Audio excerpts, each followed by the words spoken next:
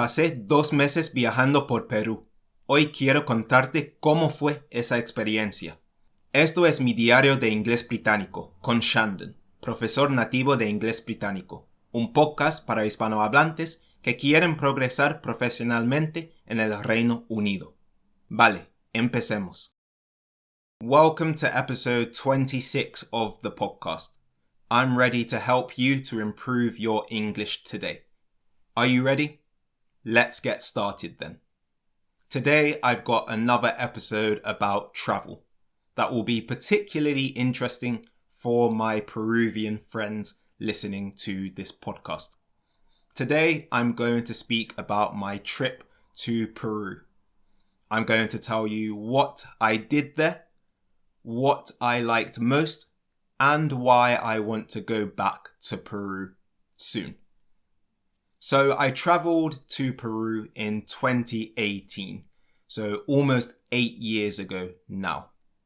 I spent 2 months in Peru, from May until July. For us in the UK, that would have been in the summer, but in Peru, that was more like the winter, or it's the dry season in Peru. Why did I decide to go to Peru? I went to Peru on my year abroad. I spoke about going to Colombia on my year abroad in one of my previous episodes. But after spending 3 months there, I came back to England for a month and then I went to Peru.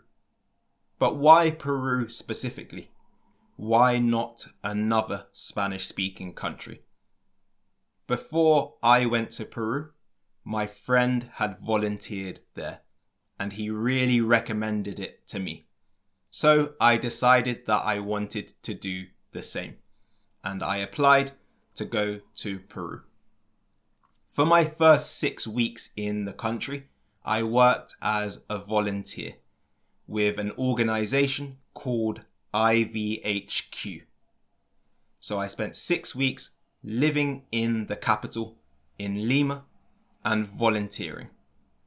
I volunteered for 4 days a week. What did I do as a volunteer? I taught English. So I spent 6 weeks teaching English for 4 days a week. And I worked in an area of Peru called Pachacútec, not far from Lima. I worked for a few hours a day as a volunteer teaching English, and it was a really interesting experience.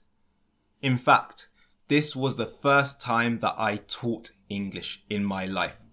So I guess that experience formed the foundations of what I do now as a British English teacher. While I was volunteering, I met some really interesting children, and I had the opportunity to teach some really interesting children. Lots of very different personalities and characters that I taught. And I also got to teach alongside some really interesting people too. Some really interesting Peruvians who were very dedicated to what they did. So I really enjoyed that. The people I volunteered with were also really interesting. They were from a wide range of different places. There were volunteers from the UK, from different parts of England, for example. Volunteers from the US, volunteers from Mexico, and also volunteers from Peru. So it was a really mixed group of people and a really interesting group to be a part of. I loved where I lived while I was living in Lima too. I got the opportunity to live in a Peruvian family home. The family were really friendly and really welcoming, and I really enjoyed spending time speaking to them. Especially the grandma in the house, the abuelita. She was really nice and really friendly to talk to. While living there, I also got to eat some delicious homemade Peruvian food. So the family cooked lunch for us every day. And I tried lots of Peruvian dishes for the first time. Lots of things I'd never tried before.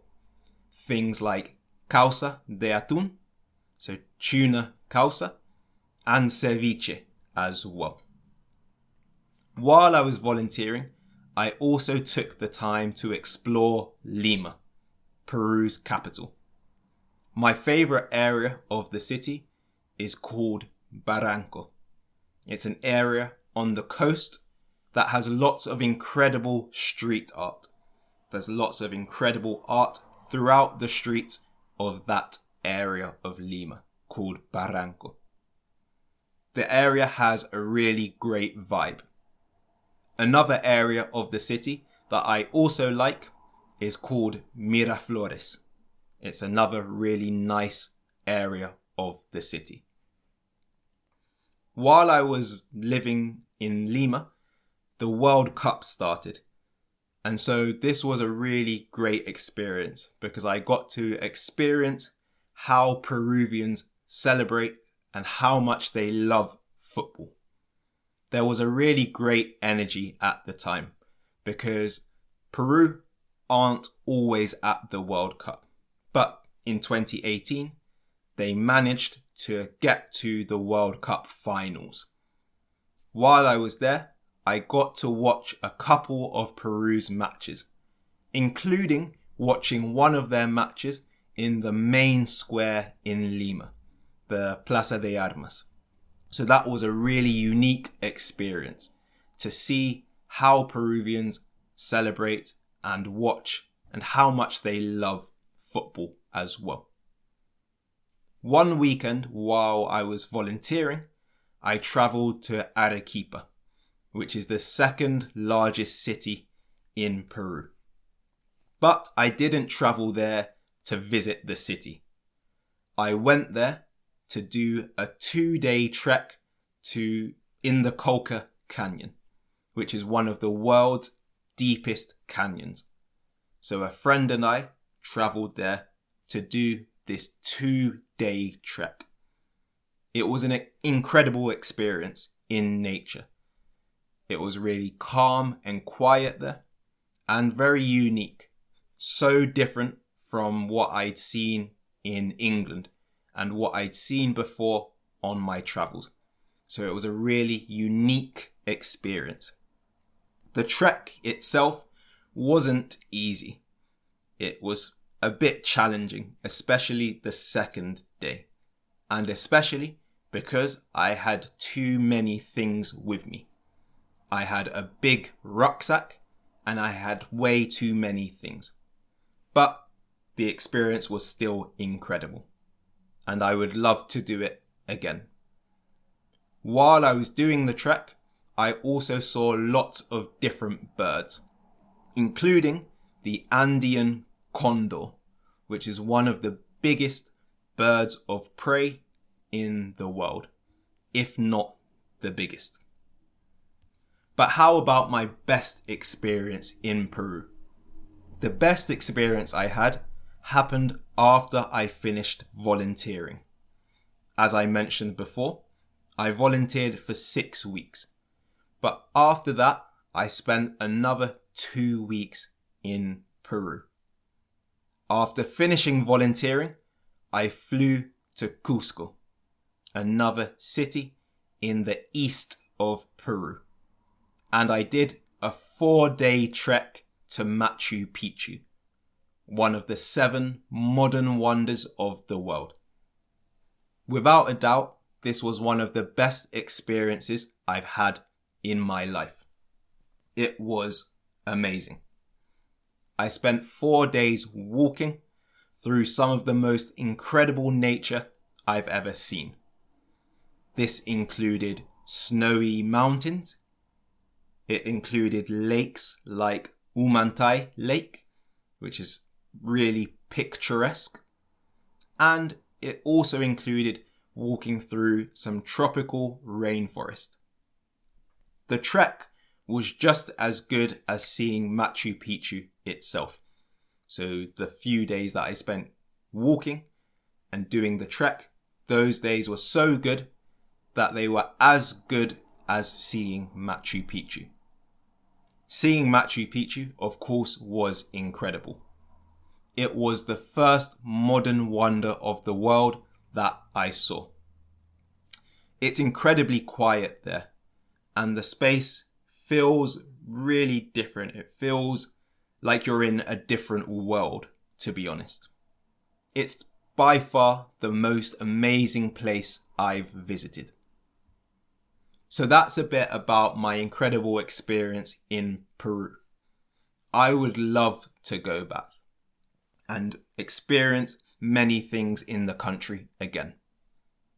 But what would I like to do if I go back to Peru? I would like to go to a place called Ica in Peru and do sandboarding. Lots of the people I volunteered with had this experience and said it was amazing.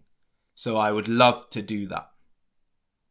I would also like to visit a place called Huaraz in the north of Peru. There you can do some incredible treks in the mountains, and there are some really high mountains there in Quieres. So I would love to go there. And finally, I would love to do another trek to Machu Picchu. Yes, I've already done one, but I would love to do another trek because, as I said, it was the most amazing experience I've had in my life, so I would love to do it again. In this episode, I didn't even really speak about Peru's incredible food, which it has a lot of. There are so many incredible dishes, so maybe I'll have to speak about Peru's food in another episode. Thanks so much for listening, and I'll see you next time. Bye. Gracias por escuchar mi diario de Inglés Británico. Si vives en el Reino Unido y sientes que tu inglés te está frenando profesionalmente, te invito a hacer una evaluación de fluidez gratuita conmigo. En esta sesión veo cómo hablas inglés ahora, identifico qué te está bloqueando y te explico qué necesitas trabajar para hablar con más claridad y confianza. No es una clase, es un diagnóstico claro de tu inglés hablado. Reserva tu evaluación ahora a través del link en la descripción del episodio. Gracias y nos vemos pronto. Bye.